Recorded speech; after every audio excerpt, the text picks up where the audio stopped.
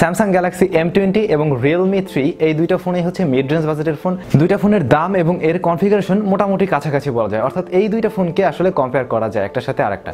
Recently এই দুইটা ফোনই বাজারে চলে এসেছে। স্যামসাং M20 এক মাস আগে এসেছে এবং তার এক মাস পরে রিয়েলমি 3 এসেছে। তো আজকের এই ভিডিওতে এই দুইটা ফোনের পার্ট বাই পার্ট আমরা কম্পারিজন করব, দুইটা ফোনের ভিতরে কি কি আলাদা রয়েছে এবং দুইটা ফোনের ভিতরে কি কি একরকম রয়েছে এবং কোন ফোনটা আসলে আপনার জন্য ভালো হবে। তো এই সমস্ত বিষয়গুলো নিয়েই আসলে এই ভিডিওতে আলাপ আলোচনা করা হবে। তো এছাড়াও আপনারা যারা চাচ্ছেন এই দুইটা ফোনের ফুল রিভিউ দেখতে, আমার এই ভিডিও ডেসক্রিপশনে দুইটা লিঙ্ক দেওয়া থাকবে, সেখানে আমাদের এই দুইটা রিভিউ করা রয়েছে। এই দুইটা ফোন নিয়ে আপনারা চাইলে সেই রিভিউ দেখে আসতে পারেন। তো আপনারা এই মুহূর্তে দেখছেন স্যামজন, আর আমি স্যাম আছি আপনাদের সাথে। নতুন নতুন ভিডিও পেতে আমাদের চ্যানেলটি সাবস্ক্রাইব করে আমাদের পাশেই থাকুন। দুইটা ফোনের কম্পারিজনের শুরুতেই এই দুইটার বিল্ড কোয়ালিটি এবং ডিজাইন নিয়ে একটু কথা বলা যাক। দুইটা ফোনেই প্লাস্টিক বিল্ড। স্যামসাং M20 দেওয়া হয়েছে প্লাস্টিক ম্যাট ফিনিশড বডি এবং রিয়েলমি 3 দেওয়া হয়েছে glossy plastic finished body. Samsung M20 দেওয়া হয়েছে 6.3 ইঞ্চ TFT ডিসপ্লে, রিয়েলমি 3 দেওয়া হয়েছে 6.2 ইঞ্চ IPS LCD ডিসপ্লে।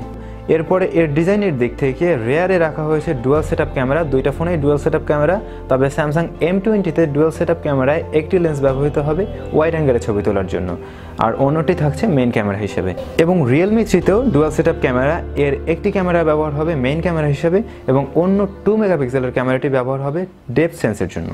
এবং দুইটা ফোনের এই রেয়ারে ফিঙ্গারপ্রিন্ট সেন্সর রাখা হয়েছে এবং দুইটা ফোনের ফিঙ্গারপ্রিন্ট সেন্সর পজিশন সেম জায়গাতেই। দুইটা মোবাইলের ডিসপ্লেতেই রয়েছে নচ, ওয়াটার ড্রপ নচ ব্যবহার করা হয়েছে দুইটা ফোনেই। স্যামসাং M20 থিকনেস হচ্ছে 8.8 মিলিমিটার এবং রিয়েলমি 3 থিকনেস হচ্ছে 8.3 মিলিমিটার। ওয়াইডে বা পাশে স্যামসাং M20 হচ্ছে 74.5 মিলিমিটার এবং রিয়েলমি 3 হচ্ছে 75.6 মিলিমিটার এবং দুইটি ফোনেই বাজারে পাওয়া যাবে ডিফারেন্ট কালারে। এবারে দুইটা ফোনের ডিসপ্লে নিয়ে কথা বলা যাক। দুইটা ফোনের ডিসপ্লে দুই রকম ব্যবহার করা হয়েছে। স্যামসাং M20 ব্যবহার হয়েছে TFT ডিসপ্লে, যা 19.5:9 অ্যাসপেক্ট রেশিওর এবং রিয়েলমি 3 ব্যবহার হয়েছে IPS LCD capacitive touch screen display 19:9 aspect রেশিওর। দুইটা ডিসপ্লের টাইপই আসলে আলাদা, একটি হচ্ছে IPS LCD এবং অন্যটি হচ্ছে TFT এবং দুইটা ডিসপ্লের রেজুলেশনও আলাদা। অর্থাৎ স্যামসাংয়ে যে ডিসপ্লেটি ব্যবহার করা হয়েছে তা হচ্ছে 1080p এবং রিয়েলমি 3 যে ডিসপ্লেটি ব্যবহার হয়েছে তা হচ্ছে 720p। তো এই ক্ষেত্রে অবশ্যই বলতে হবে ডিসপ্লের দিক থেকে স্যামসাং এগিয়ে থাকবে। অবশ্যই আপনি যখন দুইটা ডিসপ্লে একসাথে নিয়ে চালাবেন বা এর কালার, রেজুলেশন এবং হচ্ছে গিয়ে এর স্যাচুরেশন, কন্ট্রাস্ট সবকিছু মিলে যখন একসাথে দেখবেন তখন খুব বেশি তফাৎ মনে হবে না। অর্থাৎ রিয়েলমি 3 720p ডিসপ্লে ইউজ হলেও এটার ডিসপ্লের কালার বা শার্পনেস মোটামুটি বেশ ভালোই রয়েছে, তো সেই ক্ষেত্রে অবশ্যই এটাও ভালো লাগবে। তবে ডিসপ্লের প্রোটেকশন হিসেবে রিয়েলমি 3 ব্যবহার হয়েছে কর্নিং গরিলা গ্লাস 3 এবং স্যামসাং M20 কোনো ধরনের গরিলা গ্লাস বা কোনো ধরনের প্রোটেকশন ব্যবহার করা হয়েছে কিনা এ ব্যাপারে আমি নিশ্চিত নই। দুইটা মোবাইলের ডিসপ্লের টাচ রেসপন্স খুবই ভালো ছিল এবং অ্যাকুরেট ছিল। স্যামসাং M20 এবং রিয়েলমি 3 দুইটা ফোনের রেয়ারে ব্যবহার করা হয়েছে ফিঙ্গারপ্রিন্ট সেন্সর এবং দুইটা ফোনের ফিঙ্গারপ্রিন্ট সেন্সর বেশ ফাস্ট। তবে আমার কাছে যেটা মনে হয়েছে স্যামসাং M20 থেকে রিয়েলমি 3 ফিঙ্গারপ্রিন্ট সেন্সরটা কিছুটা ফাস্ট, অর্থাৎ এটা জাস্ট একটু টাচ লাগলেই আপনার লকটা খুলে যাবে এবং যথেষ্ট অ্যাকুরেট। তো এবার আসা যাক এই দুইটা মোবাইলের চিপসেটে কি কি দেওয়া হয়েছে। স্যামসাং M20 দেওয়া হয়েছে Exynos 7 অক্টাকোর প্রসেসর এবং রিয়েলমি 3 দেওয়া হয়েছে মিডিয়াটেক হেলিও P70 এবং P60, অর্থাৎ মিডিয়াটেকের দুইটা ভেরিয়েন্টের প্রসেসর আসলে এখানে দেওয়া হয়েছে।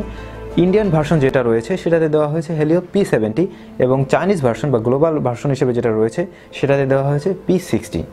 P70 যেটা, এটা অবশ্যই একটু আপডেটেড এবং যদি আপনি কম্পেয়ার করেন স্যামসাং Exynos 7 এর সাথে তাহলে অবশ্যই P70 বা P60 দুইটাই এগিয়ে থাকবে। রিয়েলমি 3 এর গ্রাফিক্স সেকশনকে পাওয়ার করবে Mali G72 MP3 এবং স্যামসাং M20 গ্রাফিক্স সেকশনকে পাওয়ার করবে Mali G71 MP2। এই ক্ষেত্রেও গ্রাফিক্স সেকশনের দিকে এগিয়ে রয়েছে রিয়েলমি 3।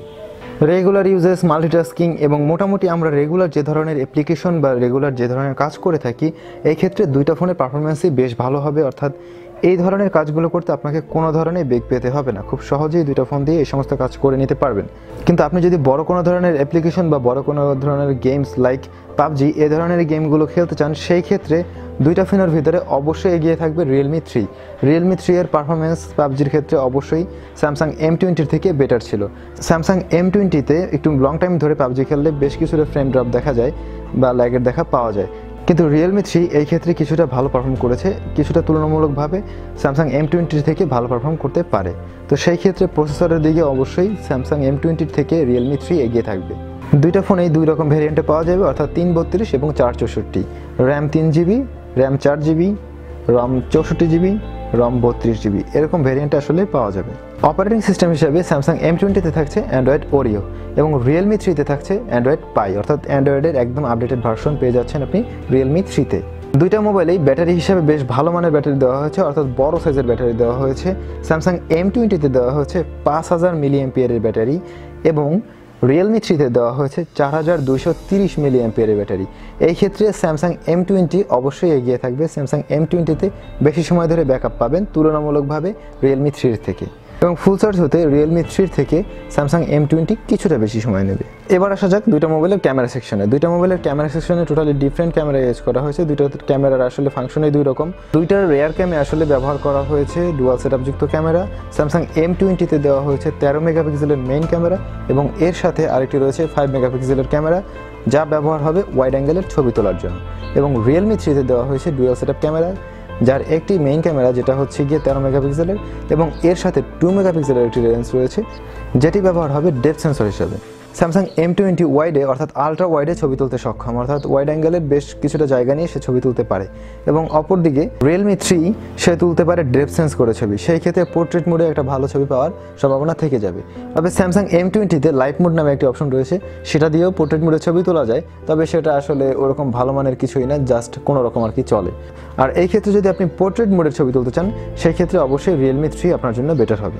দুইটা ফোনের মেইন ক্যামেরার বা রেয়ার ক্যামেরার ছবিগুলো যথেষ্ট ভালো ছিল। ছবিগুলোর কালার, স্যাচুরেশন এবং এর শার্পনেস মোটামুটি বেশ ভালোই বলা যায়।